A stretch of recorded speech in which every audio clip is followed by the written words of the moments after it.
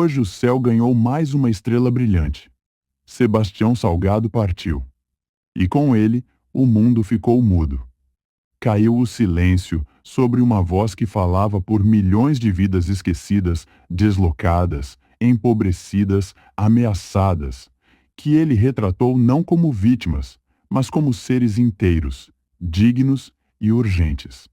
Silenciou-se aquele que defendia os povos indígenas como irmãos ancestrais.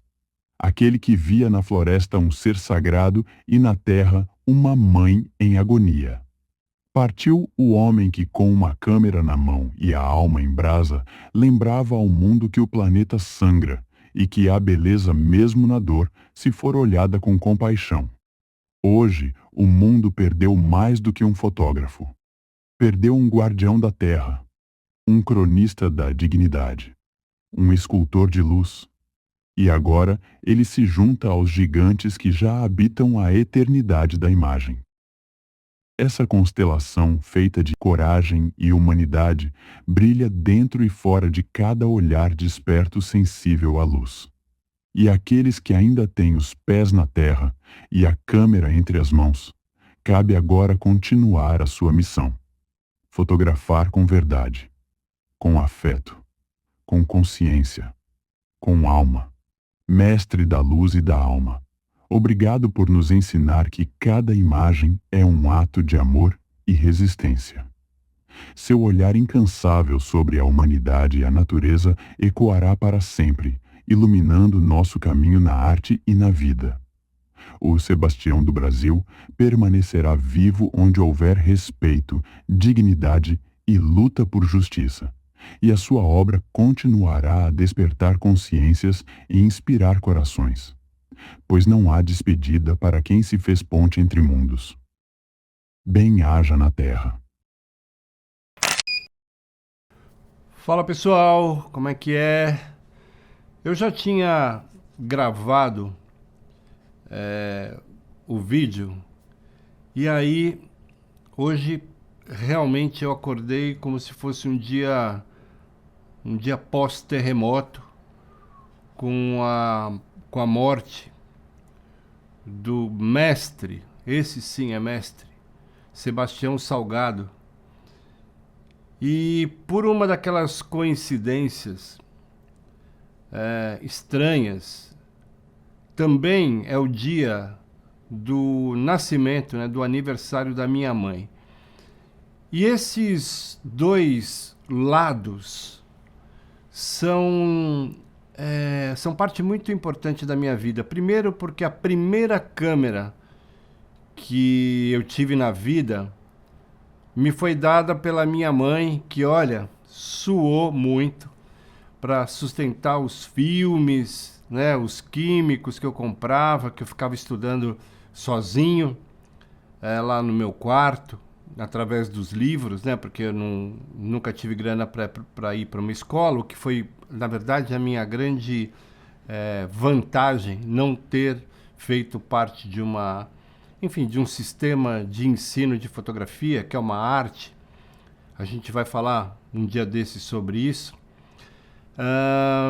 E por um outro lado, Sebastião Salgado, que na época foi um dos meus maiores inspiradores, porque, né, fez parte da Magnum, do Henri Cartier-Bresson, né, do Robert Capa, do George Roger, do David Shin Simon, que são pessoas que são pilares fundamentais dentro da minha formação enquanto fotógrafo. E também minha mãe, né, faz parte de todo esse contexto como inspiração.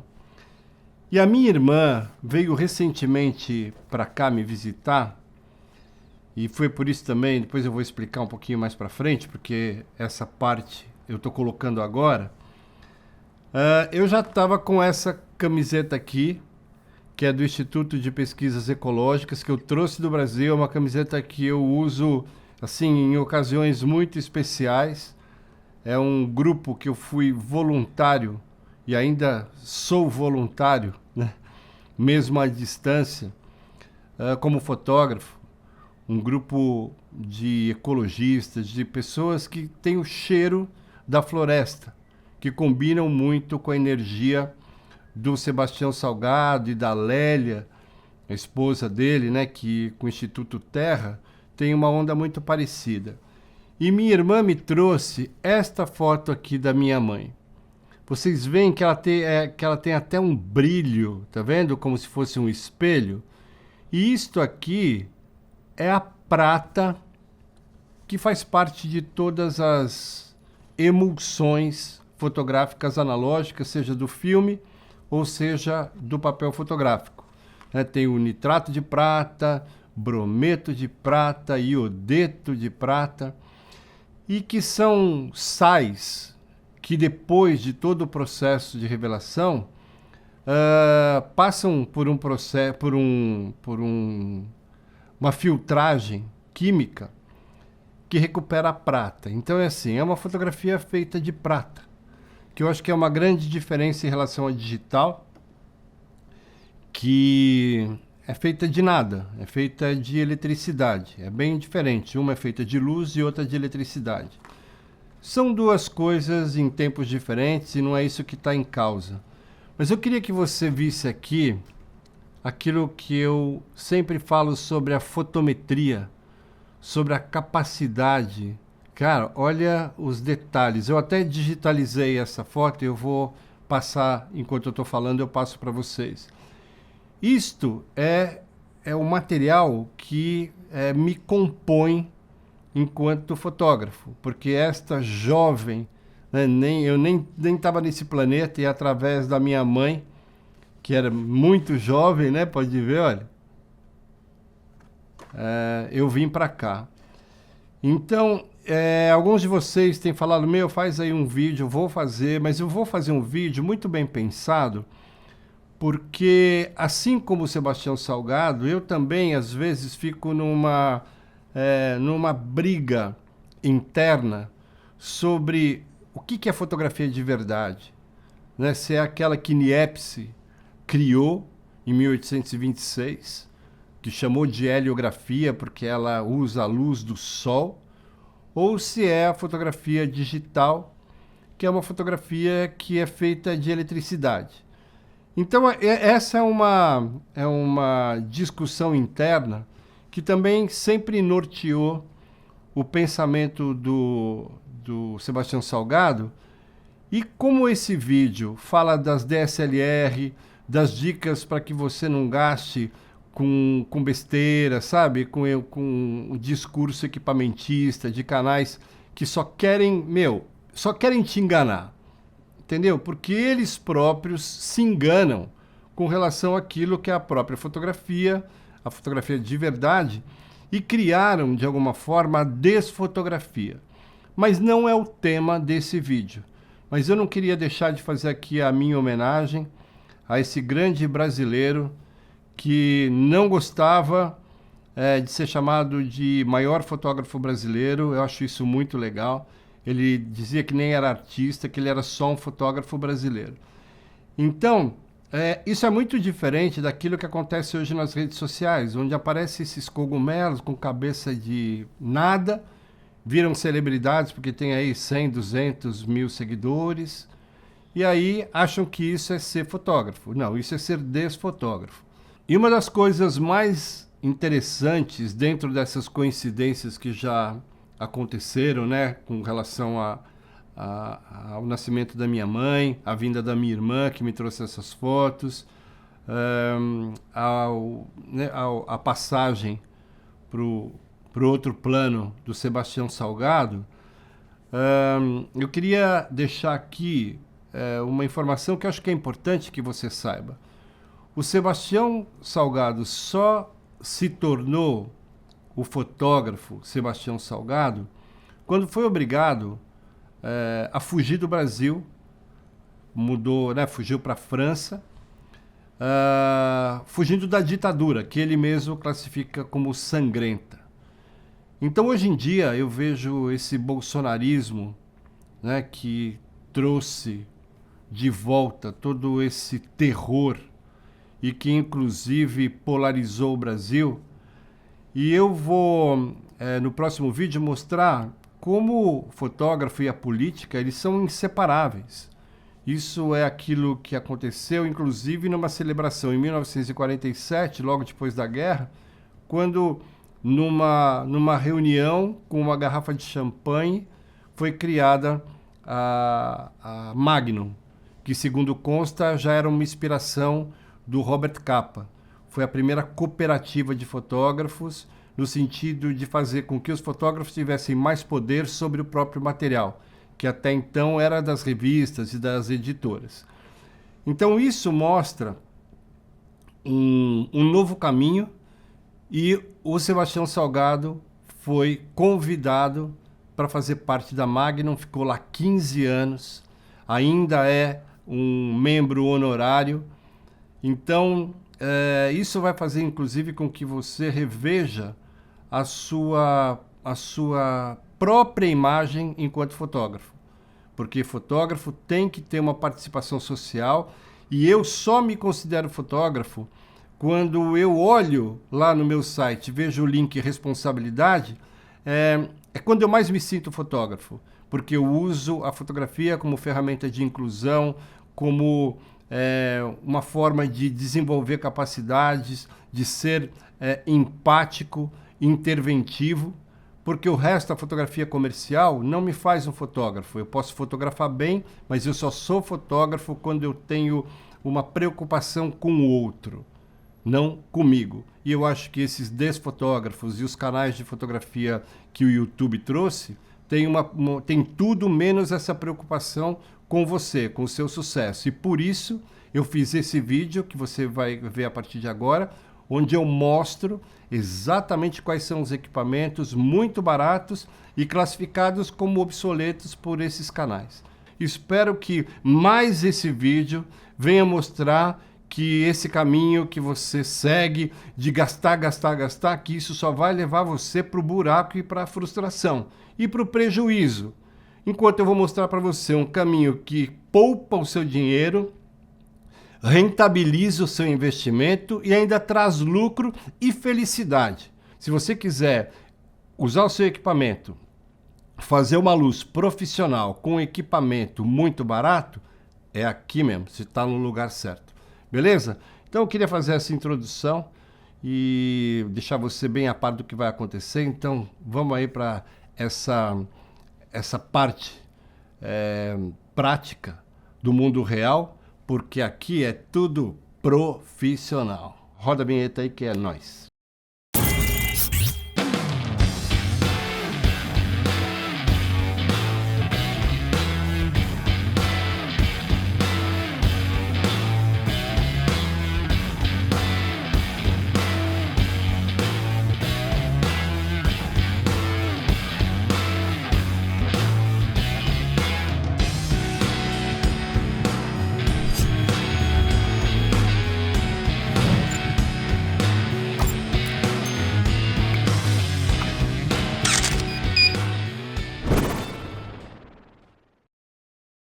Beleza? Então, descanse em paz.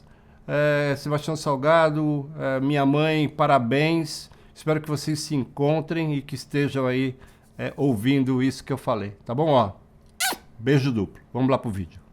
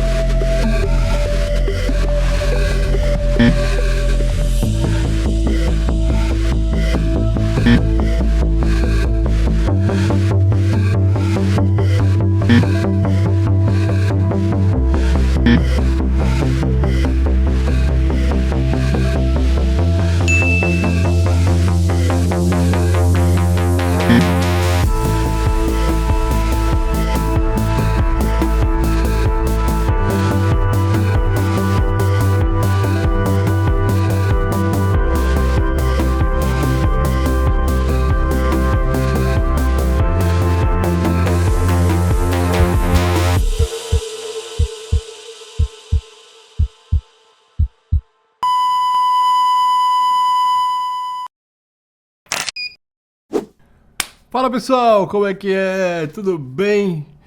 Tirei um mês de férias para receber a minha irmã aqui em Portugal, que é uma figura muito importante na minha vida. Tenho muita sorte de ter tido, enfim, minha irmã na minha família. E eu já não encontrava com ela desde 2014, que foi a última vez que eu fui para o Brasil.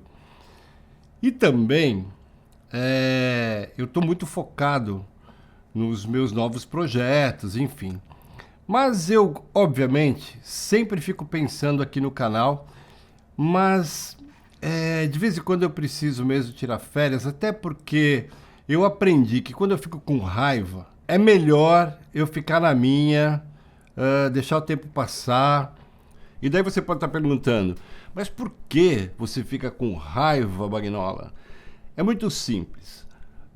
Durante todos esses anos em que eu presto esse serviço de consultoria, de mentoria, né, profissional, para quem efetivamente quer trilhar um caminho que seja, no mínimo, parecido com aquilo que eu vivi, né? Porque, cara, eu sou muito realizado profissionalmente, sabe? Já conquistei muita coisa que eu sempre sonhei.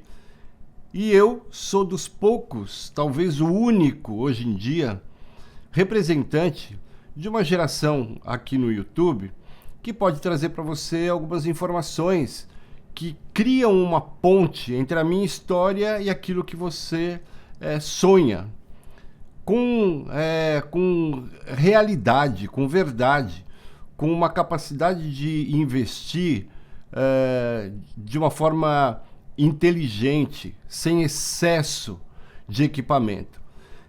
E, infelizmente, o digital trouxe um afastamento muito grande daquilo que foi o método que eu utilizei para aprender quais seriam esses caminhos. Eu segui pessoas como Sebastião Salgado, Henri Cartier-Bresson, né, os fotógrafos da revista Life, que, numa época em que não tinha internet, os caras eram conhecidos no mundo inteiro. Então, isso mostra a força do trabalho deles. E ser fotógrafo tem um propósito humanista, que é uma coisa que a gente vai abordar daqui para frente, porque eu vou mudar... vou mudar não, na verdade eu vou retornar a estética desse canal e o conteúdo informativo, aquilo que foi a minha inspiração inicial quando eu resolvi, há 13 anos, abrir esse canal aqui de partilha gratuita da profissão, do dia a dia de um fotógrafo que sempre foi fotógrafo. Então, o que acontece é que quando eu recebo mensagens de vocês que querem efetivamente alcançar esse sonho, transformar o sonho num objetivo, eu começo a me deparar com a influência do digital. E abrindo um parênteses, assim, há pouco tempo atrás saiu uma reportagem que apontava que pela primeira vez a geração Z, né, a geração considerada digital, que nasceu no digital, teve uma queda na evolução do QI, ou seja, é uma geração que, em poucas palavras, né, de uma maneira popular, ficou mais burra do que a geração dos pais. Isso nunca tinha acontecido. Então eu vou colocar aqui para você uma pesquisa rápida, e se você quiser se aprofundar, é só você aprofundar também essa pesquisa, certo? Então, repara nisso. São universidades. O que acontece é que o digital trouxe também uma avalanche de influenciadores. Ser influenciador pode ser uma missão mágica, sabe? Uma coisa que pode mudar a sua vida, tanto para pior quanto para melhor. A grande mudança é que, ao invés dos livros, começaram a aparecer os caras que nunca foram fotógrafos e que viram no YouTube ou nas redes sociais, na medida em que elas vão acontecendo, né? Tem até TikTok, que transformou, né, a fotografia num discurso muito vazio, que só fala de equipamento, equipamento, equipamento, de marcas, de lojas. Então, criaram aquilo que eu chamo de desfotografia. É uma geração de desfotógrafos. E essa desfotografia trouxe essa frustração, essa tristeza que eu sinto que no discurso das pessoas, naquilo que eles já investiram e que eu sei que não era necessário. Às vezes 10% desse equipamento que eles têm já é suficiente para ganhar dinheiro e ir investindo e crescendo aos poucos. Mas os influenciadores têm uma alma dinheirista, entendeu? Que me provem o contrário. Porque quando você faz um vídeo e você fala de uma marca ou a melhor lente, olha a lente que saiu, será que o Photoshop vai deixar de existir porque a inteligência artificial, fim do Lightroom. São só discursos vazios que vêm de um aparecimento disso aqui que eu coloquei, ia ser a capa do canal, inclusive a capa, aliás, do vídeo. Eu resolvi mudar, né? Porque eu sei que isso traria aqui muita gente lá da Lagartixolândia e tal, então eu não quero. Então eu coloquei na capa um outro tema que não é um clickbait, é uma preocupação genuína dentro daquilo que eu quero passar para você. Se você for pensar, né, no Sebastião Salgado, que é o assunto, né, o assunto dessa semana, principalmente, né, por causa do falecimento dele, os trabalhos mais impactantes, aqueles trabalhos que fizeram com que ele se jogasse para o mundo, foi feito em fotografia analógica. E em função da vinda do digital, ele também migrou para o digital. É uma história muito parecida com aquela que eu vivi. A fotografia analógica, ela te dá uma base que nenhum influenciador pode te dar, porque é o raciocínio técnico, é aquilo que é verdade pura. Se você errar no filme, você perde a foto. E você vê, fotojornalismo pede rapidez, foco manual, no caso do Henri Cartier-Bresson, que é o pai do fotojornalismo, enquadramento, posicionamento e o clique no momento decisivo. E aí você vê os influenciadores querendo se utilizar, inclusive, em alguns vídeos, dessa falsa cultura, falar sobre Steve McCurry, fazer análise de fotos, pessoas, cara, que não têm a menor condição de fazer isso. Então é uma mistura, você não sabe mais o que é fotografia, o que é venda de produto, e é muito fácil você analisar, é só você ver como é que a pessoa começa os vídeos. Se começar a falar de propaganda, o intuito daquele canal é fazer propaganda, beleza, tá tranquilo, assim, né, a gente assiste tanta propaganda na televisão, não tenho nada contra, mas confundir isso com fotografia e criar um discurso disruptivo com a geração que criou a fotografia, e às vezes até criando discussões, será que a fotografia está morrendo? Quando na verdade essas pessoas nunca viveram a fotografia. Então ficam com esse discurso fatalista, querendo mostrar para você alguma coisa que é completamente mentirosa. Então vem daí a minha raiva. E esse vídeo vai mostrar para você que fotógrafos como Steve McCurry, que também migraram para o digital, vem dessa, né, o cara tem mais de 70 anos e ele tem essa base. Então eu sou feito do mesmo tempero, entendeu? Só que reconheço a importância do passado, da base sólida, para que você construa a sua casa sem frustração e sem tristeza. E essa tristeza é a causadora dessa raiva que me faz hoje em dia parar, entendeu? Ficar um mês sem vir ao canal, porque se eu reagir na hora, vira um salseiro e ninguém quer isso, né? As pessoas querem que eu transforme esse estrume cultural em adubo para que você tire daqui algum conteúdo que seja positivo, que seja um valor agregado ao seu plano. Então, é muito importante que você também note que a foto, né, uma das fotos mais famosas do mundo, da história da fotografia, que é essa aqui do Steve McCurry, que é a menina afegã, ela foi feita numa situação muito complicada, e é aqui que a minha raiva transborda, transborda. Porque você vai ouvir opiniões, cara, de pessoas que resolvem analisar o trabalho do Steve McCurry e não entendem a história por trás. Well, bravery seems to be a theme that keeps coming back into your pictures over and over again. As we look at this picture, obviously we all want to know how it came about. Did you realize at the time when you were taking this picture that it would change so many things, the way we view the world, the way we view women in these situations, the way we view photography, the power of image in itself? This is a 1 second, this is a one moment. What happened in that moment? This picture was taken in a girls' school in a refugee camp in Pakistan. And when I walked into the classroom, it was actually a tent, I saw this little girl, Sharbat Gula, off in the corner, and I was immediately struck by her look, her face, her eyes, and I knew that this is going to make an incredible portrait. And I tried, I was thinking, how can I do this? I don't want her to refuse, maybe she's shy. Eventually the teacher in the classroom said, it's really important that the world know our story, know your story, so please, help this photographer. So she sat down, she looked into my lens. I think she was very curious. She had never been photographed in her life. And I was, sitting watching this incredible little girl.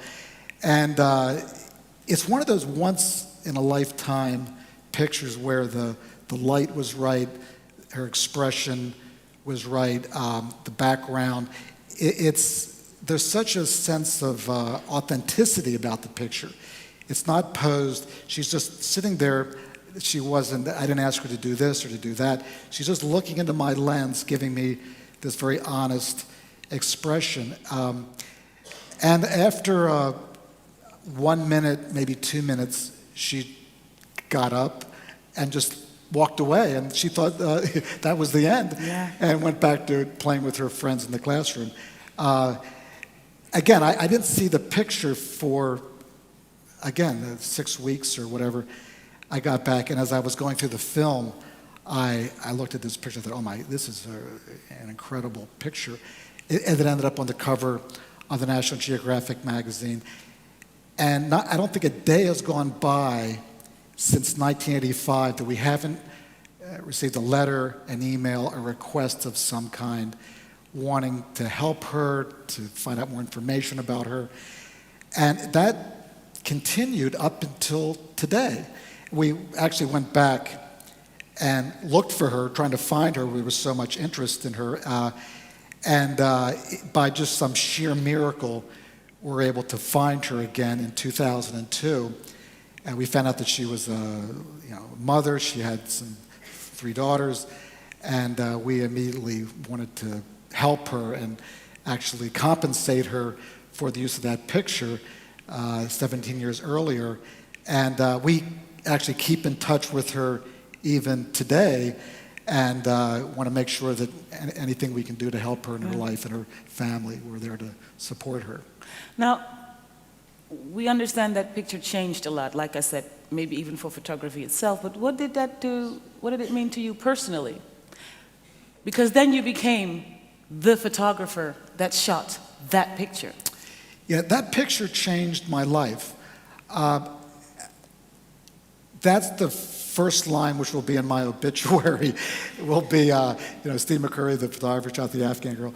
But yeah, I'm very proud, I'm very honored, I'm humbled to be associated with that picture. I think that to have a picture which has resonated with so many people around the world, I just think it's a privilege to have made that picture, and I'm always willing to talk about it and describe it. But I think hopefully it's been a win-win situation for her and for me. So as I said, we keep in touch with her, and hopefully her life has been made better by this picture. Para arrematar esse assunto e entrar num patamar acima, porque eu vou falar da 20D e vou falar de câmeras que esses influenciadores, para não dizer outra coisa, chamam de câmera de entrada, eu vou dar aqui para você uma informação que é é assim. Se você não acreditar depois que eu falar isso, cara, você realmente tá doente. Vai se tratar, porque o negócio tá ruim pro teu lado. Esta câmera que o Steve McCurry usou, veja só, é o Steve McCurry, um dos maiores fotógrafos do planeta, que fez esta foto que, né, deram um apelido de Mona Lisa da fotografia, que eu acho uma coisa muito disparatada, mas, enfim, né, a Mona Lisa da fotografia, que não tem absolutamente nada a ver uma coisa com a outra, até historicamente, mas chegou a esse ponto, né, teve até essa classificação. Se eu falar para você que a câmera que ele usou é uma câmera semi-profissional... O quê? Eu morro de rir, cara. Eu vou mostrar para você. Olha, tem esse blog, que é o MEF, que é o Movimento de Expressão Fotográfica, que eu adoro. Assim, enfim, sou fã deles. E eles têm uma seção que chama Máquinas com História. O MEF sugere. E aqui você vê a Nikon FM2, certo? Aqui ela está com a lente 50mm 1.8, mas ele usou uma outra lente, que é uma 105mm f2 AIS, que é essa aqui que eu estou mostrando. Focagem manual, uma Nikkor 105mm f2.5. 2.5 é a mesma abertura que eu tenho na minha lente preferida, que é a 50mm 2.5 Compact Macro. Então, olha que legal aqui o texto. A Nikon FM2 é uma SLR, Single Lens Reflex, de 35mm, totalmente manual, inserida no segmento semi-profissional. Ouviu bem? Semi-profissional. Isso significa, em termos atuais, uma câmera de entrada, ok? Foi construída e vendida entre 1982 e 2001. Em 2004 foi lançada a variante FM2N. É um dos modelos mais icônicos da Nikon, desejado pelos fãs da marca. Agora olha isso aqui, a tecnologia, e vê como isso aqui, em 1982, já tinha sido inventado. As câmeras digitais mais rápidas hoje, elas podem chegar a 8.000, mas a grande maioria chega a 4.000 avos de segundo. Está aqui, olha, com um disparador totalmente manual que consegue disparos entre o bulb, que é a lâmpada, que você controla o tempo com o cronômetro, e 1/4.000. Com elevada qualidade de construção, leve e compacta, encontramos a Nikon FM2 disponível em preto e prateada. Certo? As duas são super bonitas. Numa altura em que a velocidade de 1/1000 era considerada uma velocidade rápida, a Nikon FM2 inovou oferecendo a quem fotografava uns incríveis 1/4.000 avos de segundo de velocidade máxima. Conseguindo fotografar a 1/4.000 de velocidade, permite-nos tirar partido de uma lente mais luminosa em situações com mais luz, podendo utilizar uma abertura grande. E aqui essa câmera começou a entrar no segmento de Fórmula 1, de esportes de alta performance, ou seja, um ambiente extremamente profissional com uma câmera semi-profissional. E aqui continuando, a FM2 é conhecida pela sua qualidade de construção, durabilidade e fiabilidade. Quem tem uma dificilmente não se sente totalmente satisfeito com a sua prestação. Prestação no sentido de serviço prestado, certo? De capacidade, não é prestação mensal, porque aqui em Portugal se fala prestação. Aceita pilhas LR44, que a gente encontra hoje, SR44, que servem unicamente para fazer trabalhar o fotômetro, sendo este composto por luzes LED, indicando a sobreexposição ou a subexposição. e a exposição correta. É só isso, é mais e menos, e é aquele que você encontra nas câmeras digitais, que é onde se zera a fotometria, que é esse slider que a gente encontra hoje nas câmeras digitais, né? Que é aquele para você zerar o fotômetro, é exatamente aqui que isso já acontecia. Como é fotografar com a Nikon FM2? Quando se pega na FM2, sente-se que é um modelo bem construído e ergonomicamente bem projetado. Encaixa bem na mão e conseguimos alcançar facilmente os comandos. Tem um visor luminoso e tem a indicação do fotômetro por LEDs, de fácil leitura, mesmo em ambientes com pouca luz, ao contrário dos típicos fotômetros de agulha, que eram os antigos. Era uma agulha física mesmo, que você via, ela ia para cima ou para baixo, indicar sobreexposição, subexposição ou fotômetro zerado. Então, isso aqui já é alta tecnologia, entendeu? Isso aqui antes da virada do século. É um deleite ouvir toda a mecânica da máquina, isso é verdade, o som dela é maravilhoso, desde o disparo até o puxar do filme. Sendo uma das nossas máquinas fotográficas preferidas, não será dificilmente de adivinhar que adoramos. Essa é a opinião do MEF, certo? E esta aqui é a objetiva que ele usou para fazer a foto da menina afegã. É um conjunto que hoje você consegue comprar em ótimo estado por $500, $400, até menos. Ou seja, é maravilhoso esse equipamento.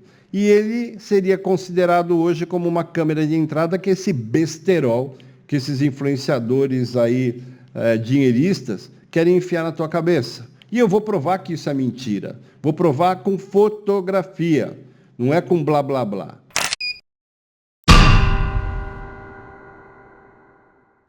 E para você ver como o digital empobreceu enfim, né, a construção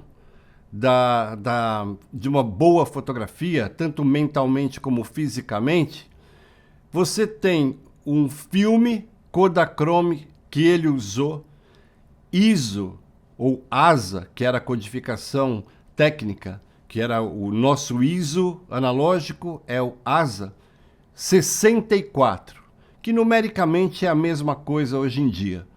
Então, seria um Kodachrome ISO 64. Quem de vocês usa essa função, que é uma função simulada na configuração do equipamento digital de vocês? Porque vocês conseguem colocar até ISO 50. Eu trabalhava no analógico com ISO 32. No caso do Kodalite, com ISO 8. 8 a 11, porque era variável. Então você consegue imaginar a definição de um trabalho feito com ISO 8. E aí você fala, porra, cara, eu nem imaginava isso. Nem imaginava ISO, né? Para fazer uma brincadeira.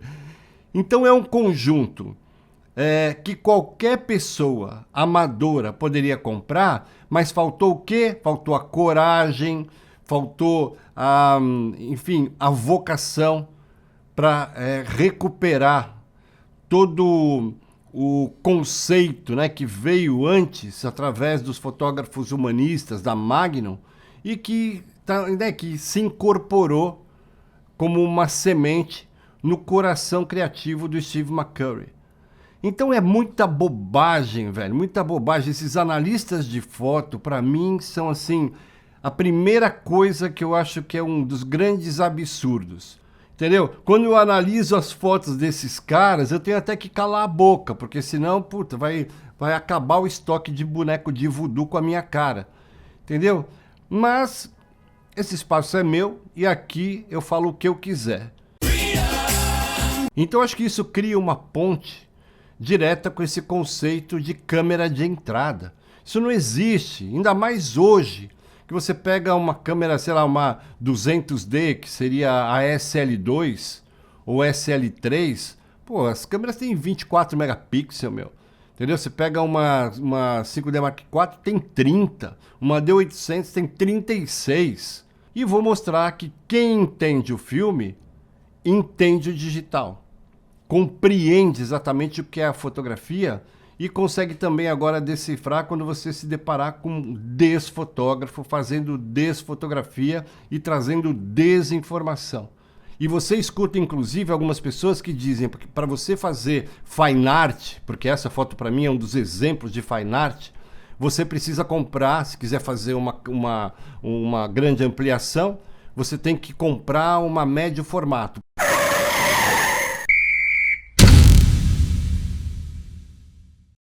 Que é completamente fake news. Porque eu vou mostrar aqui esta foto desta menina afegã, olha o tamanho da impressão, e isso foi feito com um filme que tem exatamente o formato do sensor full frame, que é 24 por 36 milímetros, que é o tamanho do sensor que foi inspirado, inclusive, no tamanho do fotograma analógico. Então vamos parar de palhaçada e vamos levar a fotografia a sério. E eu estou aqui para fazer isso, beleza? Eu achei que era legal deixar isso claro e vou dar alguns exemplos que vão mudar radicalmente a sua forma de gastar o seu dinheiro e pensar no sonho, na empatia, no humanismo, inspirado naquilo que são que sempre serão, inclusive, mesmo os fotógrafos que vão partindo e que deixam aqui uma fotografia viva que é para sempre. E com isso você vai faturar, você vai ganhar dinheiro, vai ser reconhecido mundialmente e aí sim a presença da internet é muito positiva, porque aquele esforço todo que do período antes da internet, ele vai ser muito facilitado porque é imediato. Se você for um bom fotógrafo, você vai ser reconhecido. Se você for um desfotógrafo, você também vai ser reconhecido e desmascarado na hora. Beleza? Vamos seguir aí com os exemplos. Eu tenho certeza que esse vídeo vai te ajudar muito. Vamos lá. Eu entendo por que tantos canais odeiam a EFO, né? Esse canal que eu criei exatamente para trazer para você uma realidade que é desconhecida. Entendeu? É mesmo muito importante que você assista esse vídeo, principalmente se você quer se dar bem na profissão. Porque eu sou um cara que trabalha com fotografia, né? Desde sempre. Nunca fiz outra coisa que não fosse ser fotógrafo. Eu tenho pensado bastante nisso e quero encaminhar o canal nessa direção. Entendeu? Então, a minha geração, ela conseguia, sem ver nada, sem checar no monitor, nada, zero, conseguia entregar um trabalho que eram trabalhos de extrema responsabilidade, entendeu? Porque o fotógrafo tinha a responsabilidade, repetindo, né, essa palavra, a responsabilidade sobre as costas. Né? Eu já dei vários exemplos, sei lá, eu fazia várias revistas, vários trabalhos. Então, uma agência me chamava, olha, tem essa campanha dos relógios Tissot, 150 anos da marca Tissot. Tudo em filme, certo? Uma modelo super famosa, uma top model, para estar à frente da campanha. Então, o custo hora dessa modelo é gigante. Maquiador, viagem, avião, hospedagem. Você consegue imaginar errar? Então, errar na minha geração era uma coisa impossível para um fotógrafo profissional. Imagina o seguinte, as pessoas falam, porque a câmera XPTO, o foco dela agora foca no olho, vai buscar... E eu falo, o que vai acontecer? Imagina o seguinte, eu sou da geração que começou com foco manual. Aí quando eu falo foco manual, isso já causa um comichão, uma coceira gigante em muita gente que acha que o foco manual é algo obsoleto. Mas você consegue imaginar que todos os grandes fotógrafos, e a gente vai falar também um pouquinho sobre isso, que hoje são referência, inclusive, e vão ser referência durante enquanto o planeta, né, o planeta se mantiver vivo, porque o negócio está ficando ruim, vão ser referências do que é fotografia. Então a gente tem aí Ansel Adams, né, que nasceu, na primeira década do século passado, na virada, entendeu? Do século, praticamente, né, na virada do século XIX para o século XX. Henri Cartier-Bresson nasceu em 1908, né? E são pessoas que estão aí na mente, graças a Deus, de várias gerações. Então, eu vou dar um exemplo. Quando eu comecei, o foco era manual. Então, a minha geração tinha uma rapidez operacional, porque, a fotografia de esportes, de moda, entendeu? Não nasceu agora, certo? Então, imagina, o nosso modo de operar a câmera você tinha que focar, enquadrar, raciocinar, se posicionar, fotometrar, criar uma história e clicar. Isso é o que eu aprendi com os mestres. Aí o que acontece? Veio o autofoco, né? Porra, agora você não precisa nem mais focar. O que aconteceu? A geração do autofoco, ela desabilitou essa capacidade cerebral. Então, com o passar do tempo, se você tivesse algum problema eletrônico, você praticamente não conseguia mais fotografar. Por quê? Porque você emburreceu.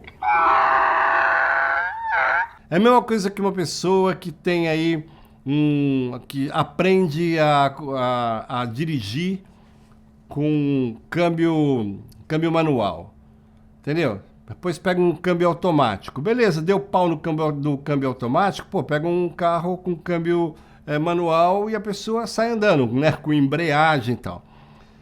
A fotografia vem sofrendo uma perda intelectual enorme com o avanço das novas tecnologias.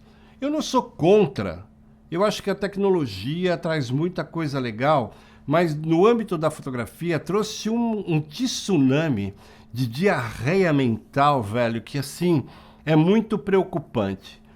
Então, começaram a surgir fotógrafos que já não conseguiam focar. O emburrecimento da fotografia vem também em função desses produtores de conteúdo que não tem conteúdo nenhum. Então, eu vivi o começo da minha carreira no analógico, certo? Você fotometrando, tal, o filme, né, era o nosso sensor. Só que não tinha monitor.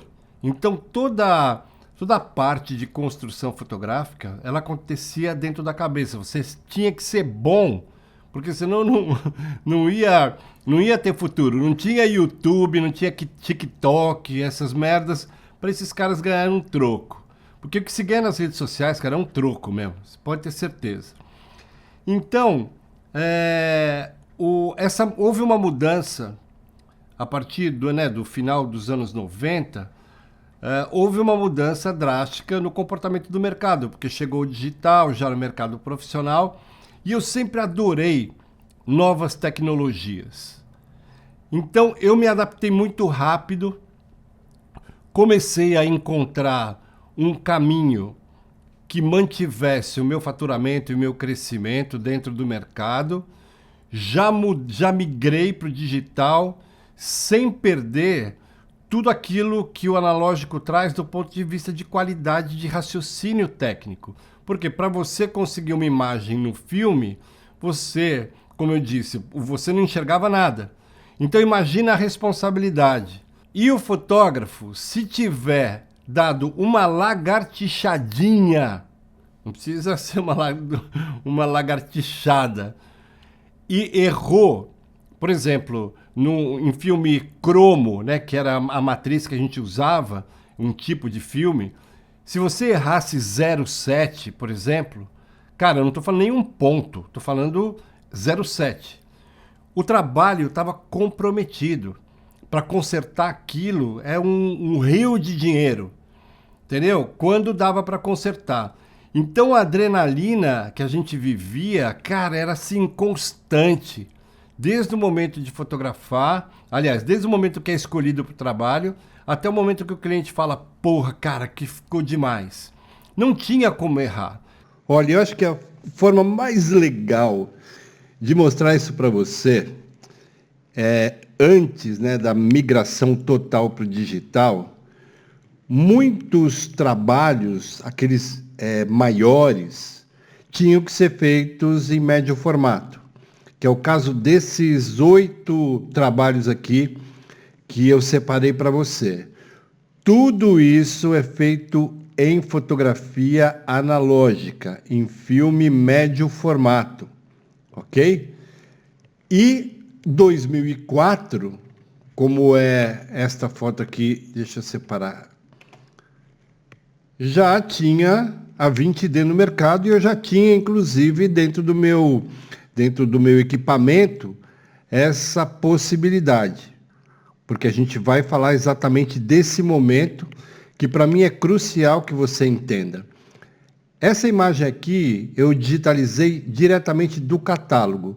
Então ela não tem as cores do cromo, que é diferente desta aqui, que é do filme. Entendeu? Então, né, você vê que perde um pouco, mas só para você ver.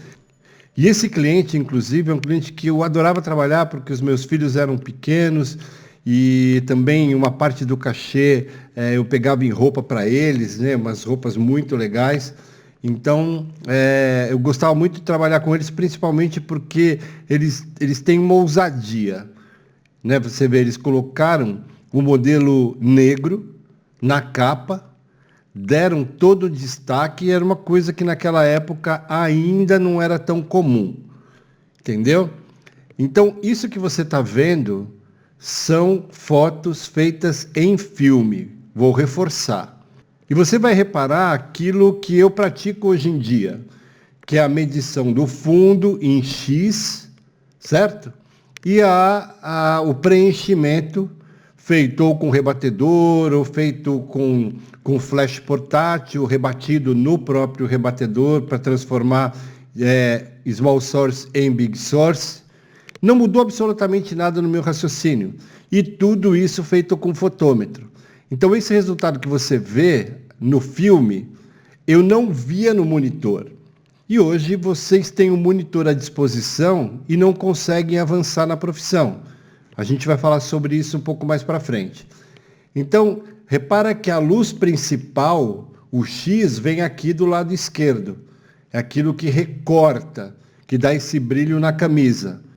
E essa luz de preenchimento aqui do lado direito é um flash rebatido no rebatedor dourado para trazer esse tom de verão. O mesmo cliente patrocinava esse menino, que é um campeão.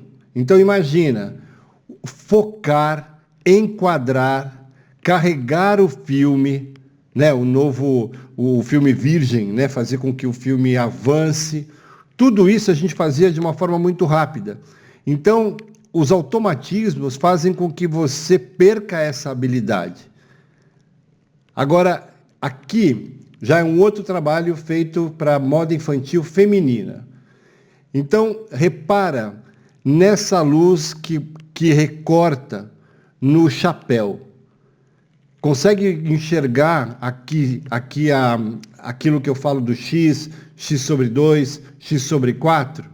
Agora, repara a nitidez, o balanço de brancos, que não era feito automaticamente, porque a gente tinha que construir isso. E tem essa foto que já é de um outro trabalho, que reforça a qualidade técnica que a minha geração sempre trouxe e que os youtubers, né, quando vieram com toda essa verborréia, essa ignorância, com algumas exceções, obviamente, pouquíssimas, que resolveram jogar esse conhecimento no lixo. E é por isso que esse canal é tão odiado, né? Porque eu sou a pedra no sapato. Eu vou abrir essa foto aqui no Camera Raw, que é mais fácil para a gente avaliar aquilo que eu quero mostrar.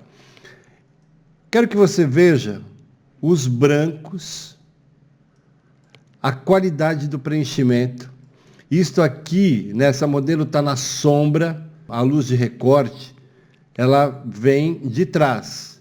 É o que cria todo esse fio de luz ao redor dela, que é uma coisa que eu já mostrei aqui, que eu faço no digital, com o pé nas costas. Então eu tinha que mostrar os detalhes e principalmente um balanço de brancos que fosse correto. Isto aqui é branco, então não podia ficar com Kelvin azulado só porque é a sombra. Então o que eu fazia? Eu rebatia o flash no dourado. O dourado é aquilo que tira, né, o azul, porque como você vê aqui, né, no balanço de brancos aqui, o que mata o azulado, né, aqui, ó, se eu colocar isso aqui, é o amarelo. Né, o amarelo é que dá esse equilíbrio entre a temperatura de cor que você encontrava na sombra, que estava ali pelos 7.000, e quando você rebate no dourado, você mata isso. E isso traz também um tom de pele que é um tom bronzeado, né? Dá a ideia de que é mesmo um enquadramento estético de uma coleção de verão.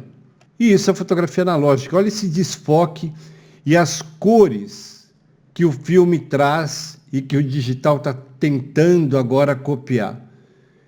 E isso aqui nem está em altíssima resolução, isso aqui está em 300 dpi, eu poderia ter digitalizado em até 4.600, não, 9.600, mas nem foi necessário. E aqui está digitalizado em 300 ppi, certo? Então você vê claramente a medição do ambiente, a inclusão da modelo, o preenchimento em x/2, com uma luz que é muito suave, tem contraste, né, que você nota, e principalmente já corrige no clique. É isso que eu faço no digital. Você nota, inclusive, aqui o reflexo do olho, você nota como ele é grande, exatamente porque o flash está rebatendo, eu consigo controlar essa fotometria usando o fotômetro manual, vou lá, dou um clique no rosto, ali no umbigo, na cintura e na coxa, vejo se está tudo bem distribuído, cliquei e acabou, isso sem ver nada, beleza? E aí vou seguir em frente aqui. É a mesma coisa. Tá vendo o tom de pele? Mesmo num dia nublado, que tem um Kelvin muito azul, na casa ali dos 7.000, no mínimo, eu consigo corrigir isso com filtragem física. Ou seja, eu vou lá, escolho o filme que eu quero para a situação que eu quero. Eventualmente a situação muda, eu vou lá e corrijo com filtro.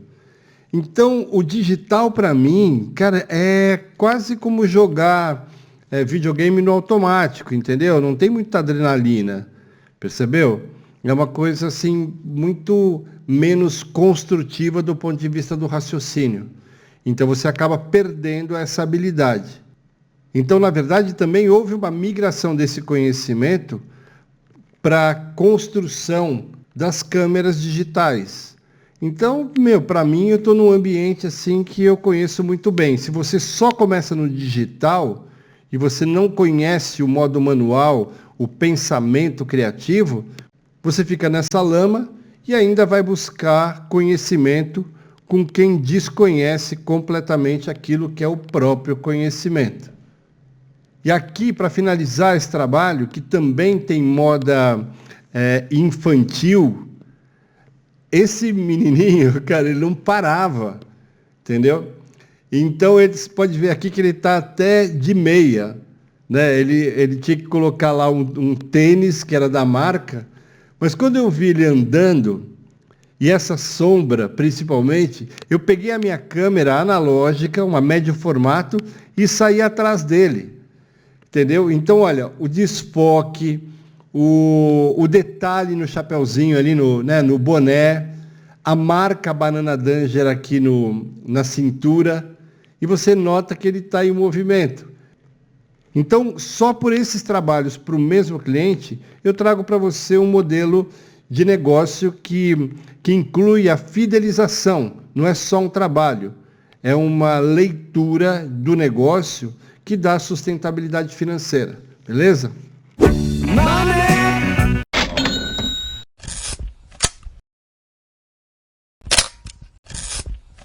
Olha, eu queria finalizar para mostrar para você uma prova dessa ligação técnica que existe entre essa fotografia que eu mostrei para você, que está aqui do lado esquerdo, que foi feita com fotografia analógica em médio formato, e esta que está aqui do lado, que é da Valentina, que eu queria mandar um beijo para a Valentina, que é filha de um mentorando, que eu estou adorando conviver, sabe? Poder cuidar desse sonho, transformando em objetivo. E uma coisa muito legal é que essa mentoria está acontecendo de uma forma diferente. Vou contar muito rápido. O Fábio me procurou, ele é de Rondônia, e ele trabalha com a filha de 18 anos, que, tem uma cabeça maravilhosa, que é a Bela. Queria mandar também um beijo para ela e um abraço para o Fabião. E eu resolvi incluir a Bela na mentoria, tipo, pague um, leve dois. Porque dessa maneira eu também ajudo no negócio, para que ela não fique para trás tecnicamente. E tem sido maravilhosa a experiência. E eu pedi para ele autorização para publicar essa foto, que foi feita aqui, pode ver, no dia 16/5/2025. Então faz 5 dias. Essa fotografia faz parte de um desafio, porque ele tem alguma dificuldade de direção, que é também recorrente em muitas mentorias. E eu falei, então vamos fazer diferente. O maior desafio para dirigir e para conseguir resultados rápidos é fotografar uma criança. Porque a criança não tem paciência. Você tem que falar aquilo que ela quer escutar e prender a atenção. Então, ela foi... deixa eu colocar aqui grande, peraí. Legal. Então, também era uma forma deles treinarem, trabalhar juntos, com uma iluminação frontal, o estudo de balanço de brancos, o X no fundo, como fotometria principal, um desfoque para não achatar a perspectiva, uma linha de recorte que destacasse do fundo, enfim. E com um preenchimento X/2, baseado na iluminação feminina, que é uma coisa que eu sempre fiz. E que isso vale, inclusive, para retrato corporativo, para moda, como eu já venho falando há tanto tempo aqui no canal. E eu queria que você reparasse como essas duas tecnologias, aqui, como eu mostrei, uma fotografia analógica e esta outra, você nota que são idênticas. Se eu falasse que essa é digital, você acreditaria. Eu mostrei como eu fiz. E esta aqui. Então, eu vou abrir esta fotografia, que foi feita pelos dois. Quem fotografou foi a Bela e quem iluminou foi o Fábio. E eu vou dar um zoom aqui nesta foto. Está ainda 50%. Vou colocar em 100%. Olha a... Opa, até passou para 118. Olha a qualidade dessa objetiva. E o shallow focus, que era o que eu sonhava ver, você vê que a partir da trança já começa a desfocar e criar um buquê, cara, que é a coisa mais linda. Conseguem ver essa linha de recorte, que na verdade, pelo fato de ser a fotometria X, percorre todo o corpo dela. Olha a nitidez das unhas, a iluminação que o Fábio fez aqui. Tá vendo? Olha, sempre com reflexo linear, não tem nada de pontual. E essa linha que passa em volta dela. E eu quero que você veja a qualidade da textura. Cara, é maravilhosa essa foto. Em termos técnicos, tá vendo? A luz de preenchimento está levemente para a esquerda, então dentro de um arco de iluminação feminina, como ensino no meu livro. Então, entendeu? Assim, essa foto está perfeita. E aí eu vou cancelar aqui e vamos lá para os metadados. Olha aqui, dentro da faixa ótima dessa objetiva, ISO 100, balanço de brancos personalizado, a nitidez incontestável, tá vendo? Olha, uma 1835 f1.8. Então 5 já está muito dentro da faixa ótima. 1.200, que é uma velocidade de sincronismo garantida, porque às vezes a câmera de fábrica aponta para 1.250, mas eu gosto sempre de trabalhar com pelo menos aí 1/3 a menos de velocidade, para não ter nenhum problema de sincronização. Medição, como eu pedi, que é a medição avaliativa, que lê todo o enquadramento. Repara as cores dessa lente e desse sensor, e agora você vai cair para trás. Essa é uma câmera SL2, que seria a 200D, e que algumas pessoas dizem que é uma câmera obsoleta. Uma câmera APS-C, com essa qualidade, com uma nitidez estonteante, e que pode muito bem fazer com que você ganhe dinheiro. Isto aqui, com essa resolução, você faz um quadro de 1 metro. Fácil, porque ela tem 24 megapixels, enquanto as fotos que eu mostrei para você, feitas com a 20D, tinha 8.2. Então imagina a evolução. E com o ISO 100, o que eu mais gosto aqui, peraí, deixa eu voltar, é a presença dessa luz, que ela é esverdeada, exatamente porque tem muita presença desse reflexo esverdeado e que deu um toque especial aqui. Então essa sensibilidade e esse momento vai ficar para sempre. Eu fico imaginando a Valentina, quando tiver lá seus 30 anos, entendeu? Ou quando a Valentina já tiver a filhinha dela e o Fabião ser avô, essa foto vai trazer uma lembrança que toca o coração. Então foi uma aula de direção e de capacidade dos dois trabalharem juntos, e eu queria mais uma vez falar que eu estou amando e agradecendo também por ter sido escolhido por vocês. Está sendo uma experiência muito legal, tá bom? Um abraço de grupo aí, Fabião. Obrigado, Valentina, por ser nossa modelo. E também, Bela, parabéns, porque essa foto aqui está de gente grande mesmo. Que sirva de uma prova da sua capacidade e desse amor, né, que o seu pai trouxe pela fotografia, que também faz parte da sua personalidade. Tá bom? Um abraço grande para vocês aí. Olha, eu tenho certeza de que muitos de vocês ficaram surpreendidos com a qualidade da fotografia analógica em médio formato. É uma gama dinâmica que extrapola em muito a gama dinâmica do digital normal, mesmo das câmeras mirrorless, entendeu? É uma coisa que já vem sendo discutida, não sou eu que estou inventando.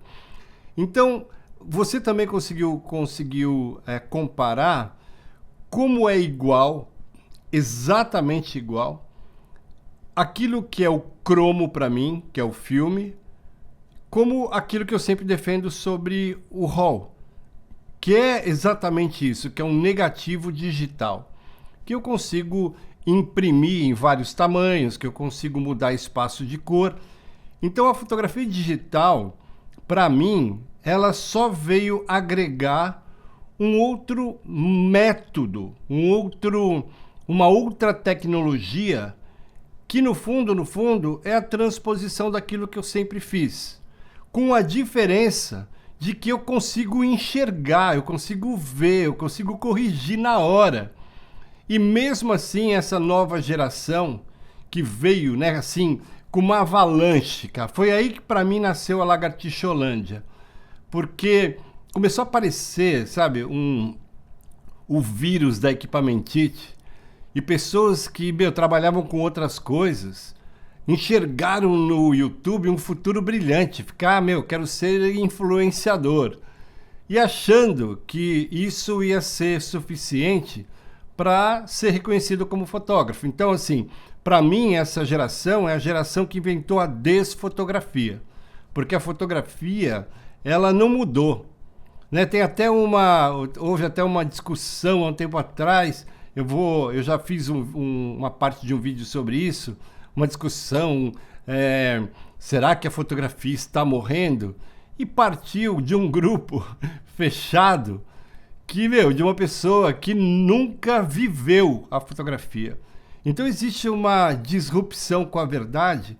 E aí, para você ter uma ideia, a partir desse momento que eu mostrei, 2004, as duas tecnologias conviviam em paz. Entendeu? Por quê? Porque a gente tinha agora duas opções.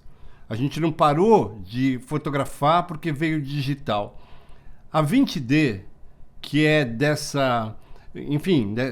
tempo, né, de 2004, que ela foi lançada em 2004, junto com o flash, com esse aqui, olha, com o 580 EX, o EX, não o EX2, e com, obviamente, o fotômetro, faz um conjunto que é um conjunto vencedor. Então, para você ter uma ideia, o cromo, esse que eu mostrei, ele foi impresso, ele foi ampliado em formato 1 metro por 1,20 m, cara, com uma definição, assim, tipo, muito linda, entendeu? Porque é realmente uma base com muita qualidade. Imagina hoje, com o digital, mesmo com essas últimas aí, você fazer uma cópia desse tamanho, você tem que saber o que está fazendo. Então a gente já estava no nível aqui, olha.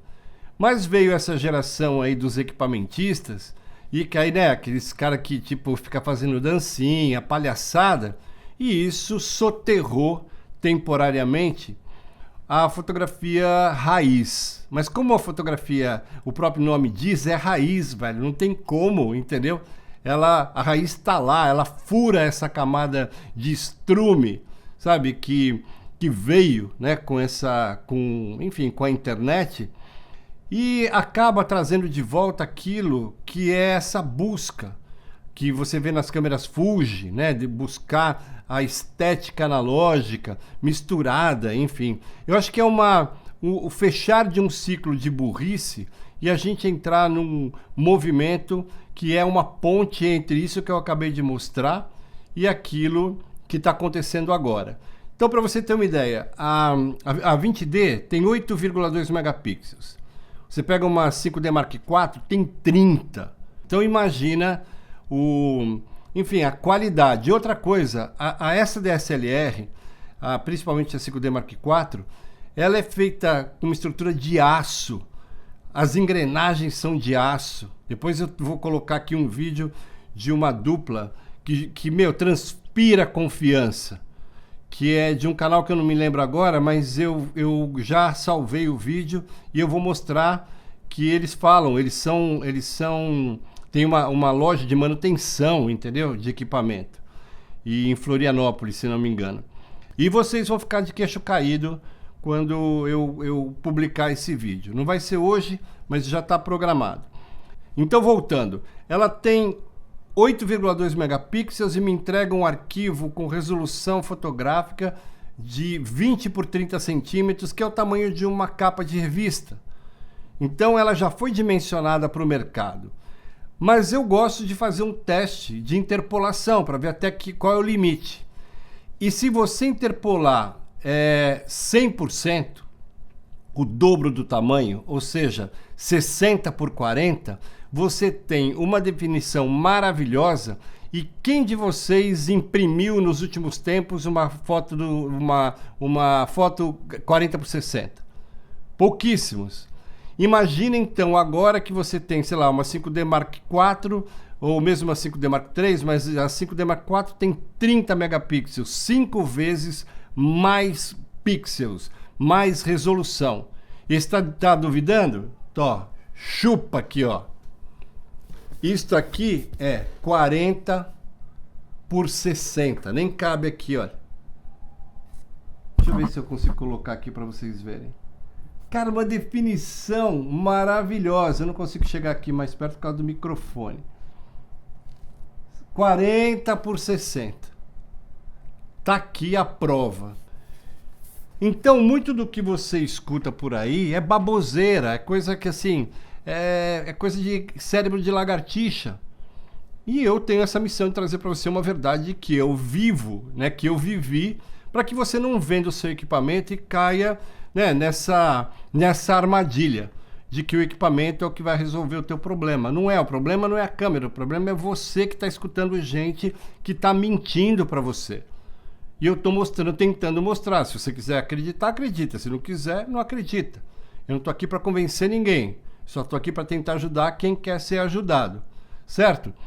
E agora eu vou continuar e vou mostrar para você quando começou a acontecer a transição daquilo que era o mercado publicitário, que só se fazia com filme, como eu mostrei para você, por causa da capacidade de ampliação e a gama dinâmica do filme, do cromo, que é maravilhosa, e também essa passagem para o mercado formal de publicidade. E como isso me ajudou a ter sucesso aqui em Portugal. E depois, com o tempo, eu comprei uma 6D, que eu ainda tenho, comprei uma 5D Mark III, que eu ainda tenho, investi, né, em lentes com muita qualidade. Então a câmera para mim pouco interessa. Eu tenho qualidade a mais, inclusive, para determinados trabalhos que o cliente pede para a internet, e eu tenho que reduzir. Percebe? Então segue comigo aí, porque eu acho que dessa vez você sara. Vamos lá.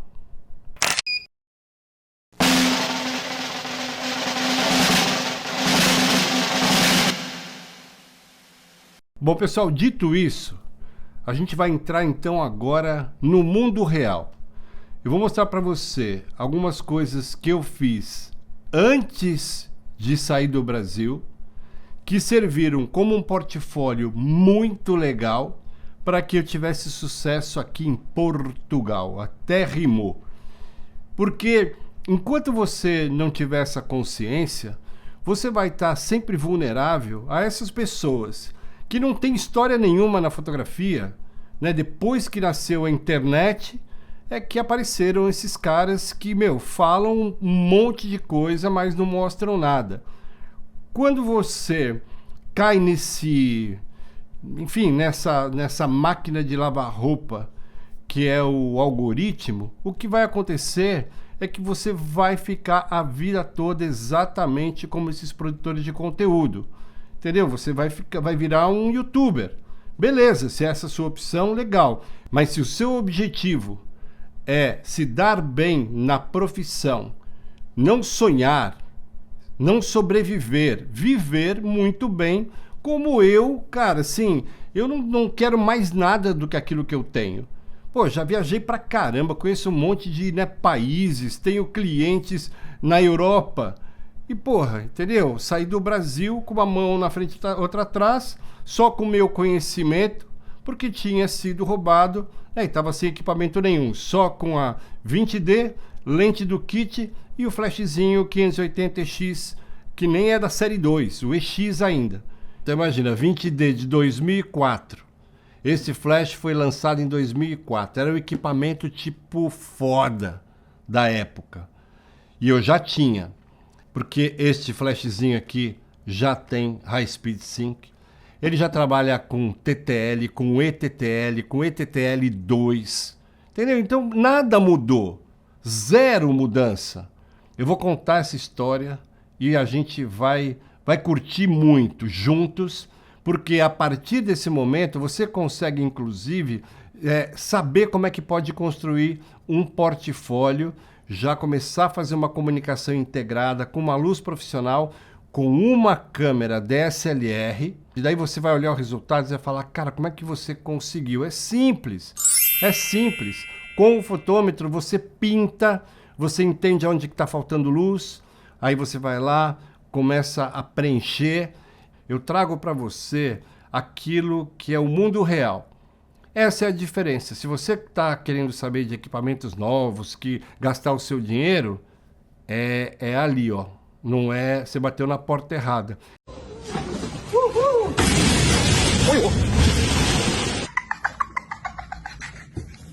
Então, para você entender exatamente esse caminhar, né, desde o sonho até o objetivo, lembrando que, você conseguir uma capa com Ana Paula Arósio, ganhar um prêmio, que é essa que você está vendo, disputando com pessoas que sempre você sonhou conhecer, né, quando ainda nem tinha entrado na profissão, que é exatamente esse momento que muita gente vive, num tempo em que, tecnicamente, se você não dominasse, principalmente por ser cromo, cara, você não tinha espaço. Então, por isso que eu falei que a Lagartixolândia, ela nasceu quando esses caras começaram a querer tomar um espaço sem ter a capacidade técnica. E aí vem com agressividade, né? Vem com apelidos, essas coisas. Mas dura um pouco. Se você for ver esses canais de fotografia, as visualizações, o interesse tem caído muito. Entendeu? É um ciclo, como eu falei, um ciclo que está trazendo de novo a fotografia digital associada a esse raciocínio analógico, para que você consiga ter aí alguma chance. Então, eu vou clicar aqui no play para você ver, olha, tudo isso feito em cromo, certo? Enfim, analógico, né, como eu já expliquei. E aí vai chegar um momento que eu migrei para o digital. E muitos eu fiz com a 20D, ainda em 2005. Aqui já é digital. Tá vendo? Já comecei a fazer capas de revista, já comecei a fazer publicidade, editoriais de moda. Tá vendo? Isso aqui tudo é digital com a 20D. Em Portugal, começaram a me pedir esse material analógico. Entendeu? Então, eu comecei a publicar novamente aqui. E aí, fiz cartão de crédito, tal, tá vendo? E isso aqui é o meu portfólio. E aí, fecha com esse catálogo que eu mostrei da Banana Danger. Beleza? E aí, eu vou passar para esta aqui, que já é digital, feita com a 20D. Então, quero que você olhe a nitidez desta objetiva e desse conjunto que supostamente é uma porcaria. A porcaria é essa galera, entendeu? Que fala, olha aqui, ó, 20D e aqui 55, uma lente do kit. Depois, comecei a fazer publicidade, isso aqui foi feito com a 20D. Vim para Portugal e comecei a fazer gastronomia. Isso aqui foi o primeiro cliente que eu conquistei aqui. Isso me abriu muitas portas. Tá vendo? É o leite do kit. E aí, ainda com a 20D, consegui conquistar esse super cliente, que é o Hotel da Penha. Você vê o logo aqui do lado direito embaixo. E essa é uma das fotos que eu mais gosto. Primeiro, pela simplicidade e segundo, pela comunicação. Porque aqui você vê essas pepitas de chocolate, você vê as raspas de chocolate branco, o empratamento feito sobre uma pedra de ardósia e esse tomilho, sabe? Que perfuma na hora que a pessoa vai ter a experiência gastronômica. E esse preenchimento frontal, quer ver? Deixa eu dar um zoom aqui. Deixa ela focar. Olha isso. Foi quando eu, inclusive, aprendi como que se deve cortar uma fatia. Olha isso, a definição, cara. E aí, o leve desfoque, o shallow focus, que vem a partir dessa linha. Olha como a parte de cima está iluminada sem nenhum ponto de brilho. Parece luz natural, e não é. É a construção x, x sobre 2, x sobre 4. Você nota aqui todo o detalhe. E o que me fez conquistar esse outro cliente. Porque quem me indicou para esse do hotel foi exatamente o sócio do 44, que é um restaurante de um chefe, que é o chefe Pedro Nunes, que, cara, é um artista maravilhoso e que tem um nome gigante. Então, eu comecei a escalar o meu negócio com a 20D. Tá vendo? Olha, eu vou dar um zoom aqui. Olha isso, as cores. E tudo isso foi feito com balanço de brancos através do cartão cinzento. E eu vou fazer um vídeo, inclusive, sobre um comentário, eu acho que foi do Ale, do Light Studio 7017, que ficou em dúvida, porque tem aí um cara que virou youtuber que não recomenda cartão cinzento, entendeu? Enfim. Então, eu acho que essa coisa tem gente que acha que é uma mecânica que não funciona porque aqui eu não acho nada, aqui eu mostro. Mas isso do cartão cinzento eu vou responder no próximo Bagnola Responde. E depois, esse trabalho com esse chefe, cara, olha o empratamento que ele faz. Isso é um absurdo. Essa foto abriu muitas portas. E o segredo aqui está no brilho que eu consegui nessa cauda que dá essa volumetria. Tudo isso chamou muita atenção, entendeu? Porque precisa saber iluminar. E é aquilo que eu falo sobre você conseguir construir, principalmente no empratamento como esse, que tem deixa eu voltar, uma arquitetura. Você olha, cara, a espiral, tudo aqui é comestível. Entendeu? Então, é tudo feito com muito cuidado. E essa volumetria, esse cilindro aqui, né? Ele é também um contraponto para essas linhas retas. É um trabalho de arquitetura. E, ao mesmo tempo, é a mesma técnica que eu uso para fotografar o anel. Imagina que esse cilindro que você vê comestível, ele é esse cilindro também que a gente vê aqui do anel. Percebe? A mecânica de construção deste empratamento é a mesma que eu uso para fazer joalheria. E, tecnicamente, isso aqui é muito desafiador, porque, ao mesmo tempo que eu tenho que ter esses reflexos lineares, tá vendo? Olha, que criam essa divisão dos planos. Você nota o X, que é essa fotometria mais forte, esta aqui, o X sobre 2 e o X sobre 4. E você nota que tem detalhe aqui e, inclusive, esse reflexo linear que eu construí na hora, porque esse aqui é um reflexo linear frontal. Fica mais fácil quando você tem o reflexo linear que vem da luz de recorte. É quase natural. Mas este aqui tinha que acontecer para dar essa profundidade e volumetria. Esse aspecto 3D que também a gente vai falar um pouquinho mais para frente. Tudo isso com uma 20D. Então, tem que falar mais alguma coisa? Desculpa, mas se você não escutou, acho que você tem que sair daqui e ir correndo lá para os outros canais, porque você vai se divertir muito mais. Aqui o negócio vai ficar mais profundo tecnicamente ainda.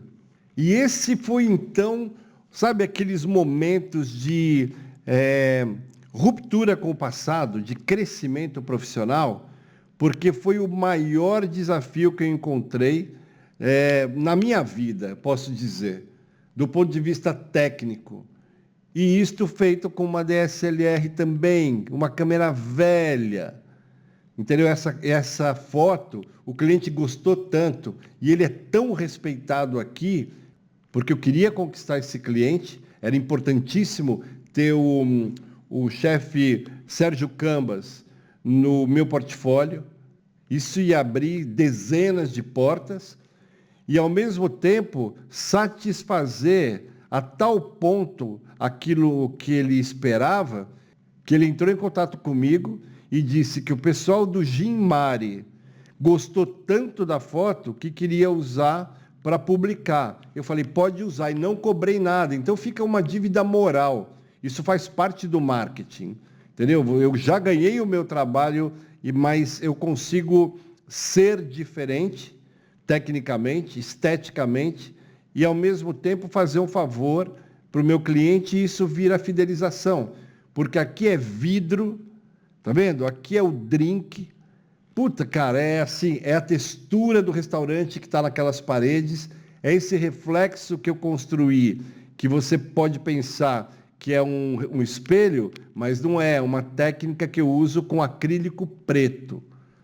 Olha, tudo isto foi feito para ele e que foi extremamente importante para mim. Comecei a entrar na área de e-commerce, de fotografia de produto.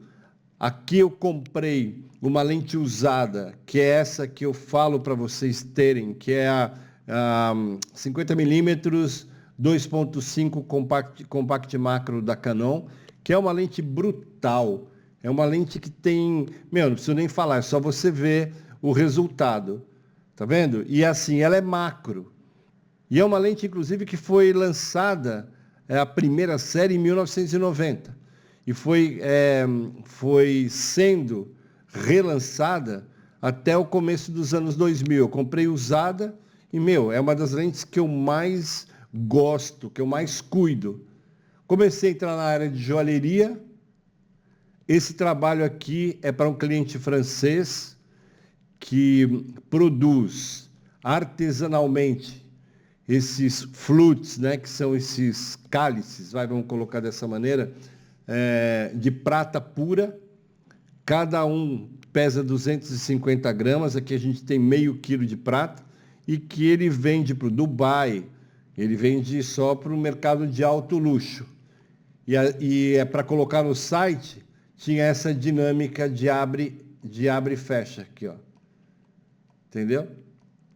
Joalheria, moda com a Mariana, dentro de uma leitura preto e branco clássico. Tá vendo? Olha a escala de zonas aqui. Tudo isso feito com a 20D. Fotografia industrial com a 20D, meu primeiro cliente gigante, que é a Nanium, uma das empresas de tecnologia mais avançadas da Europa. Tá vendo? Olha, tudo isso feito com a 20D. E encerro aqui com essa foto de 2002. Então, com isso eu quero mostrar que há aqui um crescimento de mercado sem nenhum investimento adicional que não fosse muito bem pensado. Como aquela lente que eu comprei, usada aqui na Europa, e, é uma das melhores lentes que eu já tive na minha vida. E o mais legal é que muitos desses trabalhos ainda hoje fazem parte do meu site. É só você olhar e que houve uma evolução em termos de quantidade de trabalhos e de clientes que vieram, inclusive, desse material que eu acabei de mostrar. Entendeu? Que quem faz uma construção analógica, do ponto de vista técnico, tira de letra no digital. Então, aqui é muito simples. Deixa eu até descer aqui, olha. Tem todas as galerias. E se você quiser conhecer, né, o desenvolvimento, principalmente na parte de arquitetura, cara, tem muita coisa aqui nova que eu conquistei a partir do momento em que eu cheguei aqui dentro dessa visão pragmática, objetiva. Entendeu? Só tem cliente grande aqui, não tem nenhum cliente pequeno.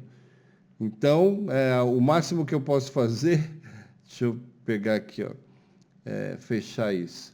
Em gastronomia eu tinha mostrado só o Simbiose. Só você dar uma percorrida aqui, olha, você vai ver que tem muita coisa. E todos esses trabalhos foram feitos com DSLR. Simples assim.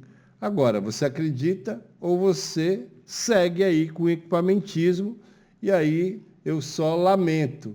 E para aqueles que agora ficaram contentes com o equipamento que tem, assim, é só você vir aqui no canal e que você vai conseguir chegar aí com certeza absoluta no mesmo patamar que eu cheguei.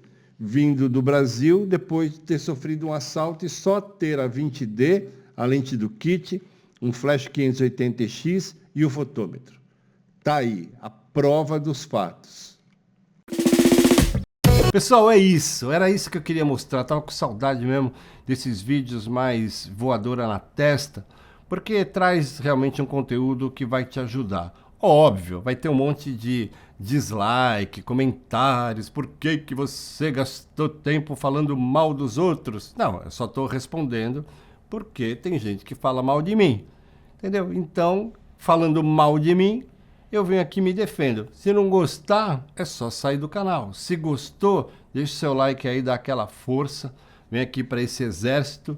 Outra coisa, se você tiver interesse em fazer uma mentoria profissional comigo e criar um modelo de negócio sustentável, bem pensado financeiramente, que é aquilo que eu venho fazendo a minha vida toda, entre em contato comigo, o serviço de mentoria funciona, eu já trouxe aqui vários exemplos, e aí a gente também, eu acho que agora eu já tenho alguns vídeos começados, outros quase acabando, então depois dessas férias eu não vou ficar tão longe de vocês.